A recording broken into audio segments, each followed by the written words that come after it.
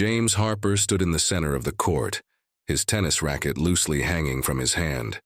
His chest heaved with every breath, and his body still buzzed with the adrenaline of his hard-fought victory. He had just won the biggest match of his career, the match that would put him on the map as one of the best young players in the world. The crowd roared with excitement, but to James, it felt like the world had frozen in place. He had come from nothing. Born in a small, run-down apartment in a forgotten part of town, James had always known what it meant to struggle. His mother worked long hours at a local diner to keep food on the table, and his father, a former athlete who had never quite made it, drowned his dreams in alcohol. James learned early on that nothing in life came easy, but the one thing that had always felt right to him was tennis. Every day after school, he would practice in a crumbling public park with a beat-up racket he had saved up for. The other kids would laugh, mocking his ragged shoes and worn-out clothes. But James didn't care. He dreamed of the day he could leave that life behind and prove to everyone that he was more than just a poor kid from the wrong side of the tracks. As he stood there now, holding the trophy in his hands, his dreams felt real for the first time.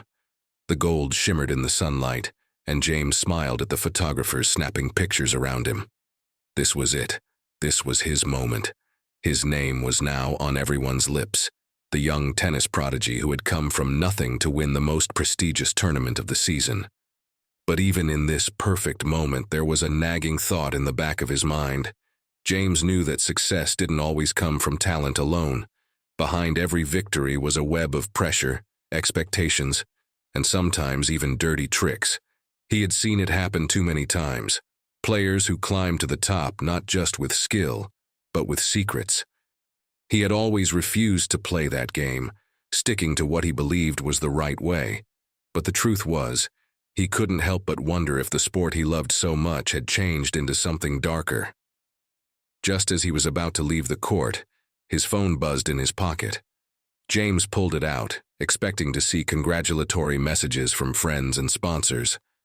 But instead, his eyes widened in disbelief. A news headline flashed on the screen. Breaking news. Rising tennis star James Harper linked to match-fixing scandal. His heart sank. He clicked on the article, and his mind raced as he read the words. Sources suggest Harper's recent victory may have been influenced by illegal betting rings. Investigations are underway. The words felt like a slap in the face. The victory he had just worked so hard for, the one that had changed everything, was now under suspicion. For a moment, everything around him blurred. The cheers of the crowd, the flashing cameras, the trophy in his hands, all of it suddenly felt meaningless. He tried to steady his breath, but his hands trembled. How could this happen? He had played clean. He always had. But now, someone was accusing him of something that went against everything he stood for. James looked around, his eyes scanning the faces of the reporters, the fans, the coaches who had once believed in him. Doubt began to creep into his mind. Had he really done enough to stay pure in a sport that was becoming more corrupt by the day? Or had he, like so many others before him, been caught up in a system that was bigger than him? He clenched his fists, staring down at the screen. This wasn't how it was supposed to be. His rise to the top was meant to be about skill, determination, and the love of the game. But now, his story was being rewritten in a way he had never imagined. For the first time in his life, James felt completely lost. The dream he had worked so hard for was now slipping through his fingers, and he didn't know if he could hold on to it much longer. The next few days felt like a whirlwind of confusion and panic. News outlets relentlessly reported on the scandal, each headline more damaging than the last. James barely slept. Every time he closed his eyes, the words from that news article echoed in his mind. Match-fixing scandal. Harper under investigation. His phone was flooded with messages, some from friends offering support, others from sponsors warning him to be careful. But the most painful messages were from his parents. His mother, always so proud of him, now sounded uncertain, her voice strained when they spoke. James, tell me it's not true, she pleaded, her words breaking his heart. He could barely answer. How could he? How could he explain something he didn't even understand himself? The hardest part was the silence from his teammates. They had all been behind him, cheering for him during every match. Now he saw their uncertain glances and heard the whispers in the locker room. Was he one of them now? A cheat? A player who had let the pressure of fame destroy everything he stood for? James didn't want to believe it. He didn't want to accept that the world he had worked so hard to enter was this corrupt. He thought he had been different, better than that. But now doubt seeped into his mind, like a dark cloud settling over him. What if there was some truth to the rumors? What if, in his desperation to succeed, he had made choices without realizing it? His father's voice rang in his mind now. Don't let them win, son. Never let them bring you down. James clutched the phone tighter. He couldn't give up. He couldn't let one mistake, or worse, a lie, define him. Not after everything he had sacrificed. Sitting in his small apartment, James stared at the empty space in front of him. He knew he had to act, but where could he even begin? There were so many questions swirling in his head. Was there a way to prove his innocence? What if it was too late to turn everything around? Could he repair his reputation, or was it already broken beyond repair? A part of him wanted to curl up and disappear, to avoid facing the media storm, the whispers, the judgment. But another part of him, one that had fought for years to reach the top, refused to give in. Enough of this, he muttered to himself. I'm going to find the truth. James stood up, pacing the room. He had to uncover the facts. He had to clear his name before the lies buried him alive. But the deeper he thought about it, the more complicated it became. If someone was behind the accusations, they had a reason. Who would want to ruin his career, and why? The answer wasn't obvious, but it didn't matter.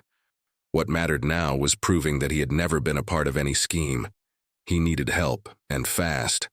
He called his old coach, Coach Daniels, who had trained him since he was a teenager. The two had always had a close relationship, built on mutual respect and trust. If anyone could help him navigate this mess, it was Coach Daniels. James, Coach Daniels said when he picked up the phone. I've seen what the media is saying. I don't believe it, but I know how things work in this sport, and I know how easy it is for someone to get caught in the wrong place at the wrong time. James took a deep breath, feeling a glimmer of hope. Coach, I swear I didn't do anything. I've never fixed a match in my life. I need to prove it.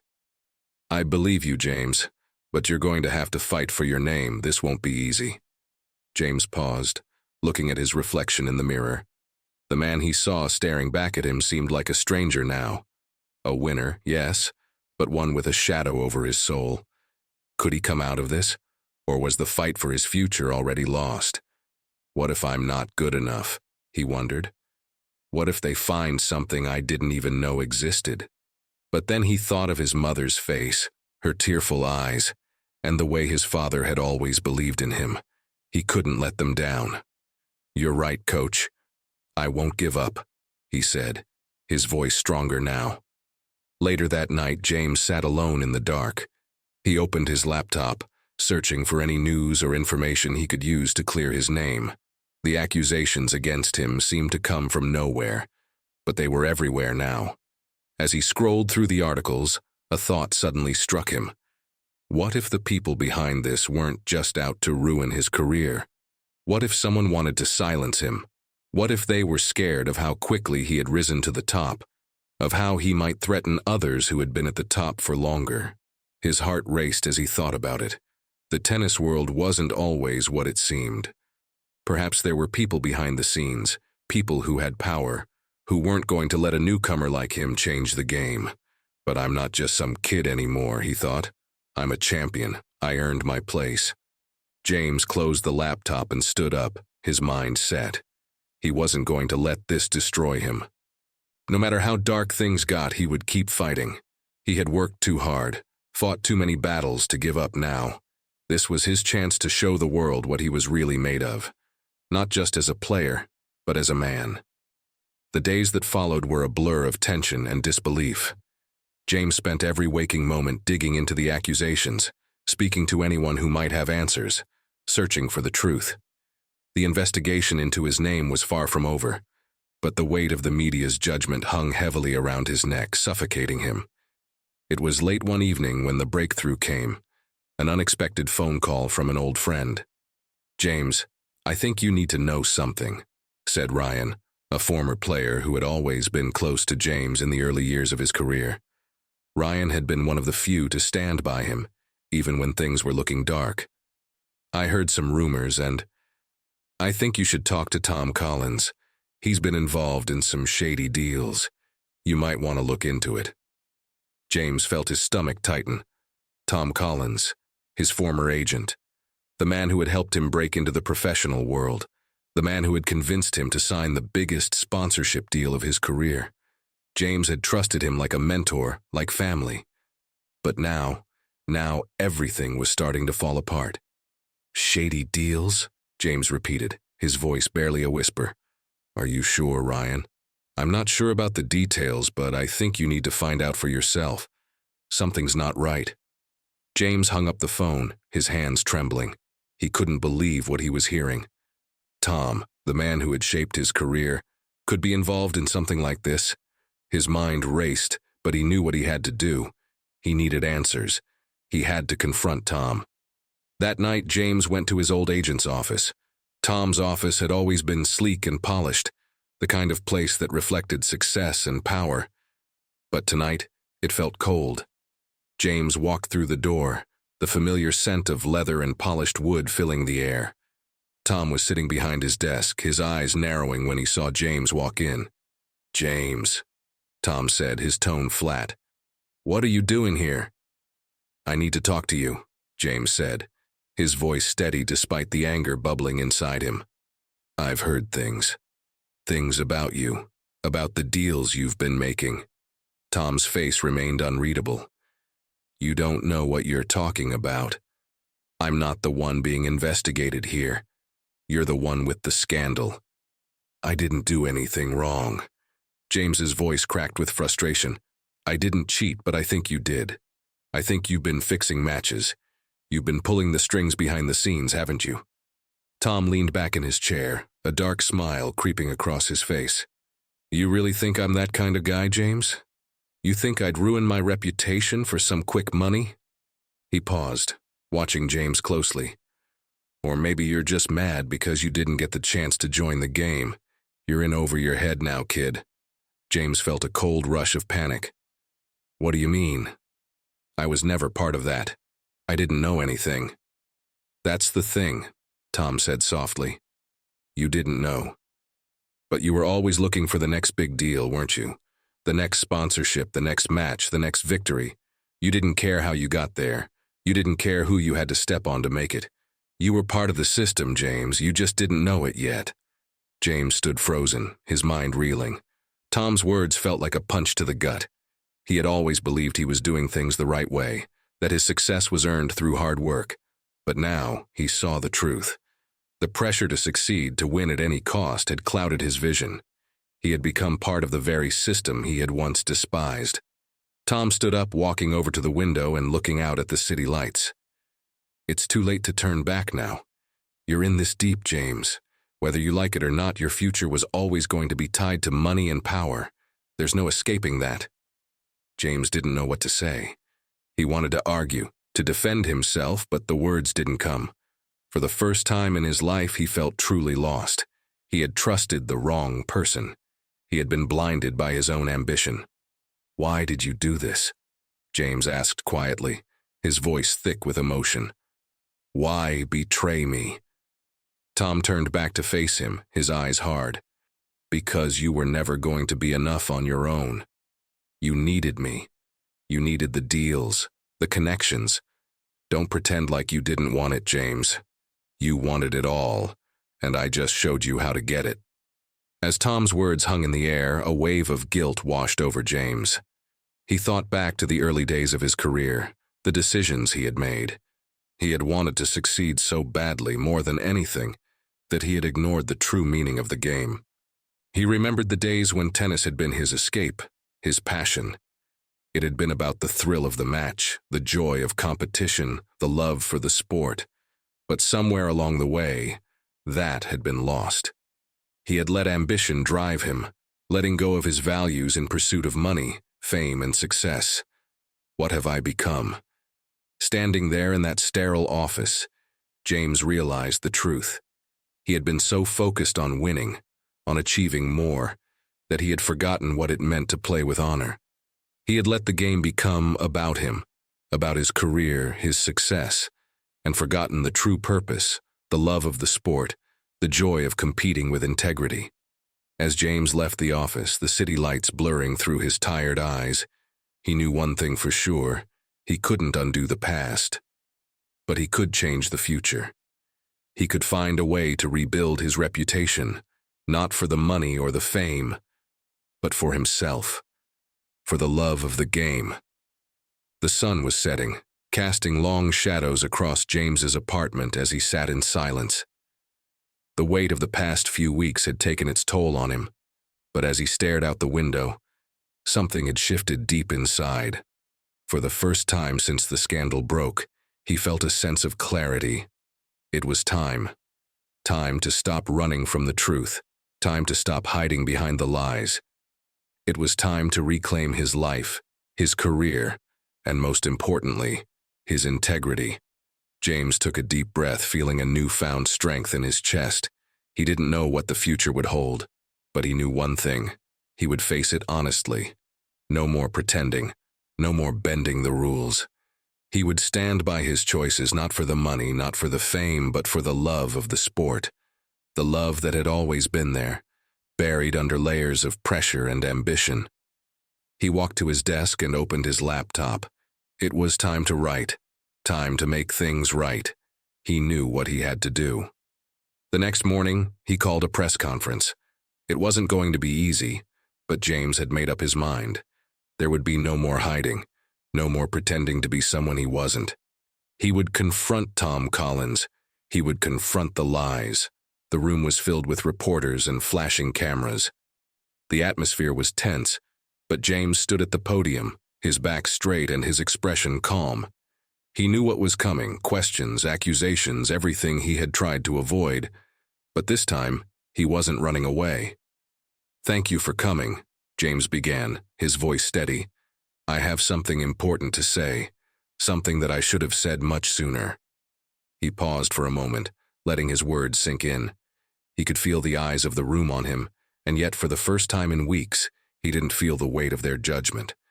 It was almost like he was standing on solid ground again. "I've made mistakes.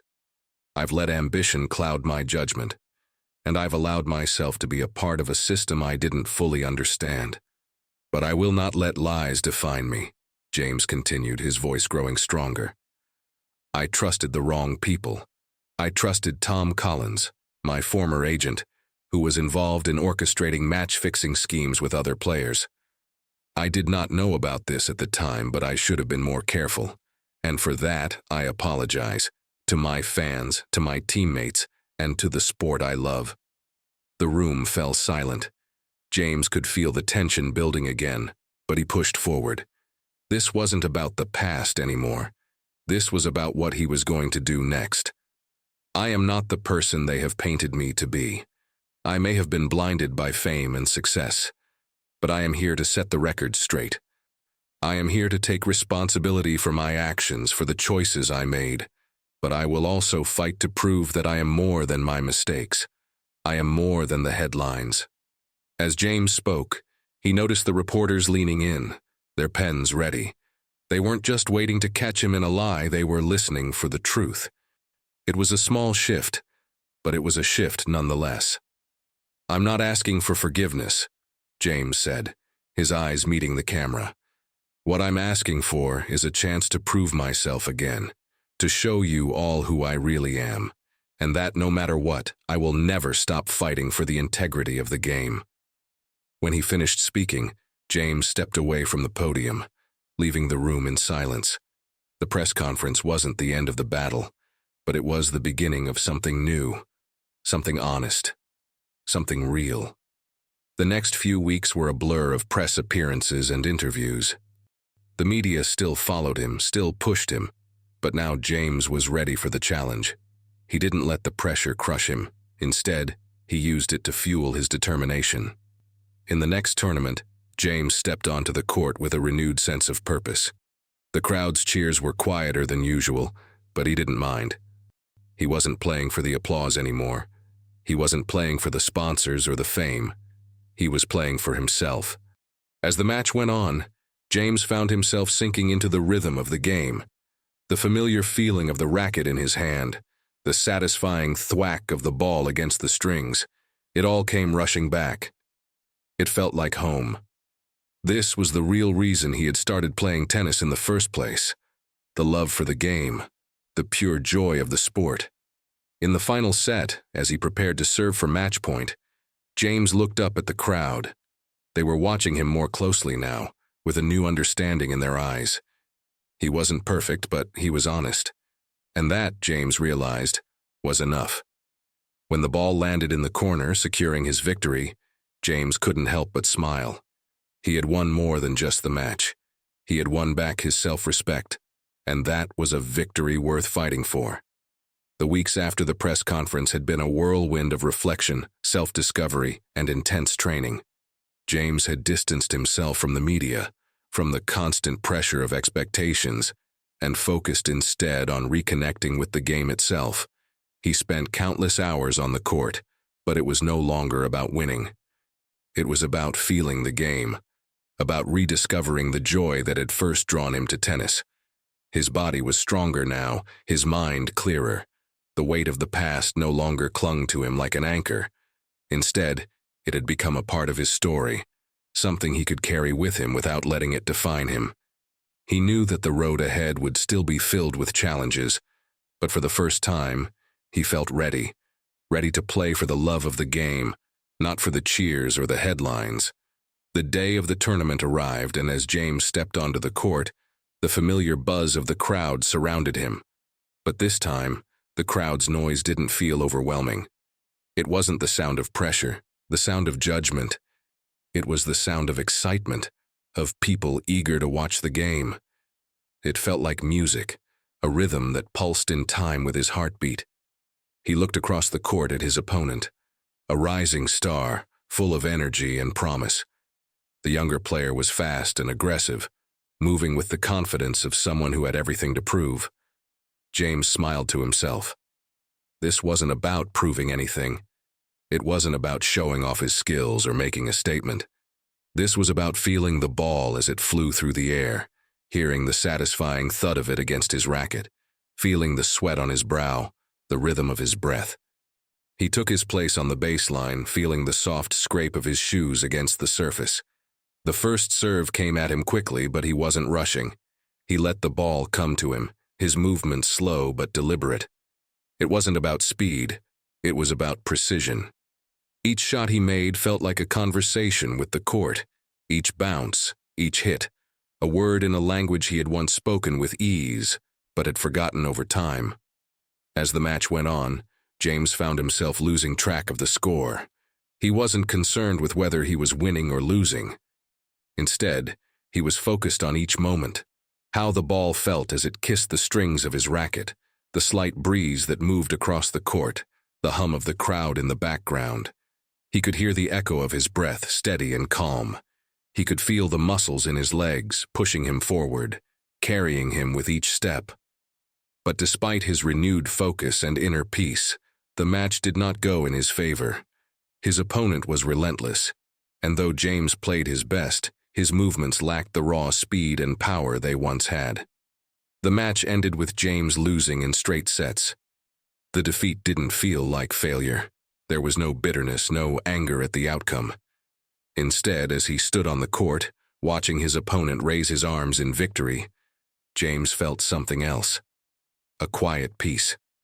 As he walked off the court, he felt the warmth of the sun on his face, the soft breeze on his skin. The air smelled fresh, filled with the scent of grass and earth, and he took a deep breath, savoring it. His body ached, but in a good way. It was the kind of ache that came after a day well spent, after giving everything he had, not for the glory, but for the joy of the experience. In the locker room, as he changed out of his tennis whites, James felt a deep sense of gratitude. Not for the match, not for the applause, but for the journey he had taken to get here. He had come full circle, from a young man desperate for recognition, to someone who had lost himself in the pursuit of fame, and finally to someone who had found peace in simply playing the game. He sat quietly for a moment, allowing the hum of the locker room to fade into the background. The world was still noisy, still full of expectations, but in this moment, James had found his own stillness. He knew now that true victory was not in the final score. It was in the way he felt on the court, the way he had rediscovered his love for tennis, the way he had learned to accept himself, flaws and all.